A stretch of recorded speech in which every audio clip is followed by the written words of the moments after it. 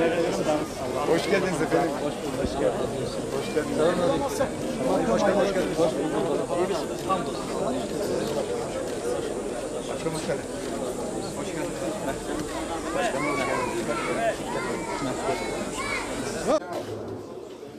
Diğerlerine toplumuna, diğer köylerin yolda, evinde, dağdan alanlar var, yaylamız var. Burada ağır yaralar oldu.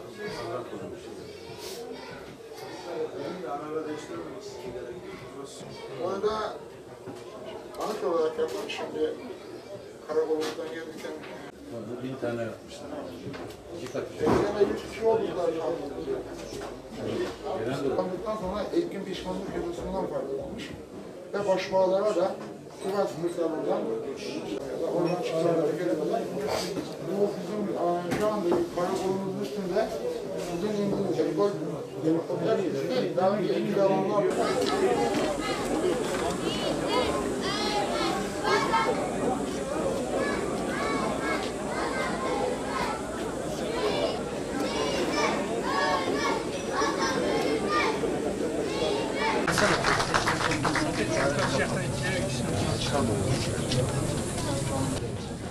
24 sene önce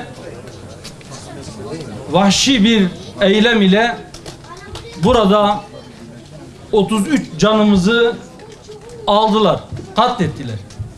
28'ini kurşunladılar, 5'ini diri diri yakarak katlettiler.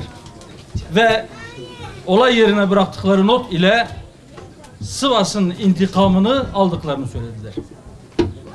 Aslında bundan 3 gün önce, yani bu olaydan 3 gün önce Sivas'ta ortaya konan provokasyon ve akabinde yapılan bu eylem aynı senaryonun farklı farklı sahneleriydi.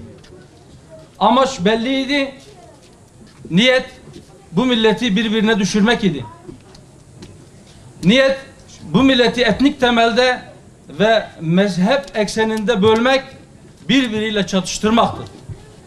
Ama bir kez daha Allah'a hamd ediyoruz ki o oyunları tutmadı ve inşallah bundan sonra da kıyamete kadar da tutmayacaktır. Başbağlar katliamından yaklaşık 1 yıl önce benzer bir olay Diyarbakır'ın Silvan ilçesinin Yolaç köyünde de oldu. Orada bir yatsı vakti yatsı namazını kıldıktan sonra camiden çıkan cemaati cami duvarının önünde kurşuna dizerek 11 kardeşimizi şehit etmişlerdi. Bundan 1 yıl kadar sonra 5 Temmuz 1993'te bu kez bir akşam namazı vakti akşam ezanının bitmesine bile fırsat vermeden bu katliamı işlediler. Dediğim gibi karanlık mahfillerde kirli insanların yazmış oldukları senaryoların farklı sahneleriydi bunlar. Ama bu sahnenin tamamlanması için bir de Sivas provokasyonundan sonra Sivas davası ile ilgili orada yargılanan sanıkların yaşamış oldukları mağduriyetler var. Sayın Bakanım buradayken hukukçu kimliğiyle de hem o davanın mağdurları adına hem de burada Başbağlar sakinleri, buradaki kardeşlerimiz, buradaki şehitlerimizin yakınları adına hükümetten, Sayın Bakanımızdan bir talebimiz vardır. O talebimiz şudur ki hem Başbağlar katliamının sanıkları derdest edilip yargı önüne çıkarılsın istiyoruz. Yani faili meçhul kalmasın bu olay, üstü örtülmesin, zaman aşımına terk edilmesin. Hem de bu senaryoyu tamamlamak için mazlum ve olayla hiçbir ilgisi olmayan pek çok insanın ayrıca mağduriyetine sebebiyet vermiş olması açısından Sivas dosyasının da yeniden ele alınması gerektiği düşüncesindeyiz.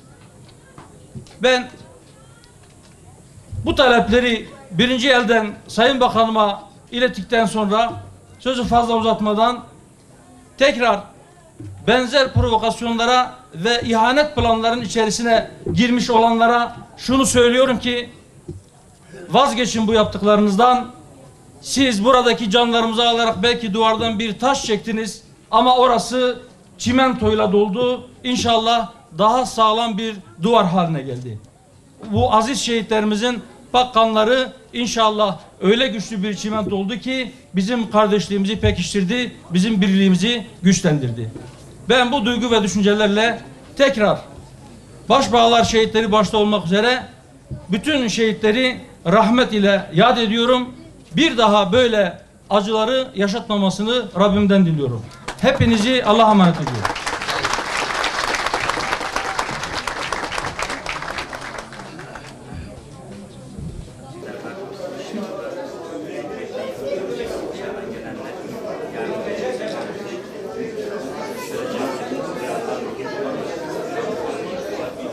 Yabancı basın bir gün sonra yayınlıyor.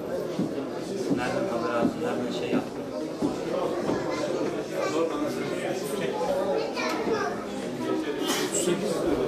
Ha, orada öyle.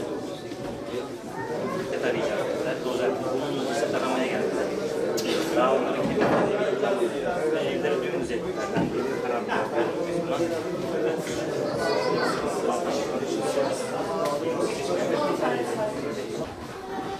Eski hali. Burası yeni hali. Kaç hane? Şeyler yukarıdan mı gelmişler? 10 hane. Hangi taraftan gelmişler?